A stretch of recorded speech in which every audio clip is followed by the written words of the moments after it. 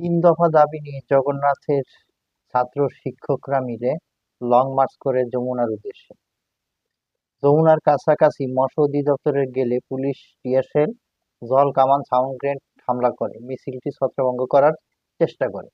এ সময় একাধিকবার কাঁদানি, জল কামান, সাউন্ড গ্রেনেড হামলা করে পুলিশ।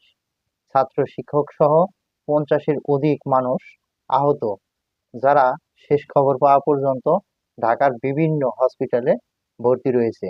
এখন কথা হচ্ছে যে এই ডক্টর ইউনূস সরকারের সময় কেন বাংলাদেশে এত লং মার্চ অনুষ্ঠিত হচ্ছে? কেন?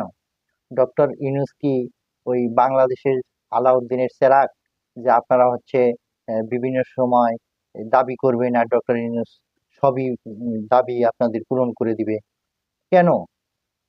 ডক্টর ইউনূস বাংলাদেশের দায়িত্ব গ্রহণের পরে সর্বোচ্চ সংখ্যক গত 16 বছরে যে পরিমাণ মানববন্ধন, লং মার্চ না হয়েছে, এই 10 মাসে তার অধিক লং মার্চ হয়েছে। জগন্নাথ বিশ্ববিদ্যালয়ের ছাত্রী এবং শিক্ষকদের বলি, আপনারা যে 3 দফা দাবি গতকালকে রাত্রে ঘোষণা করলেন, আর আজকেই বেলা 9টা-10টার দিকে আপনারা যমুনার উদ্দেশ্যে রওনা দিলেন। আসলে এই দাবিগুলো ঘোষণা করার সাথে সাথেই আপনাদের পূরণ করে দিতে হবে? এটা কি ন্যায্য কোনো দাবি, যে আপনারা চাইবেন আর সাথে সাথে আপনাদের চাওয়া পূরণ করে দিতে হবে? মানুষ তো একটা কিছু ঘোষণা করলে কিছুদিন টাইম দেয়, সরকারের বিভিন্ন মহলের সাথে আলাপ আলোচনা করে, তারপরে সমাধান না হইলে তখন হচ্ছে বিভিন্ন কর্মসূচি দেওয়া দেওয়া যায়। যেমন হচ্ছে আপনারা মানববন্ধন করতে পারতেন, শিক্ষক ছাত্রছাত্রীরা মিলে মানববন্ধন করতে পারতো।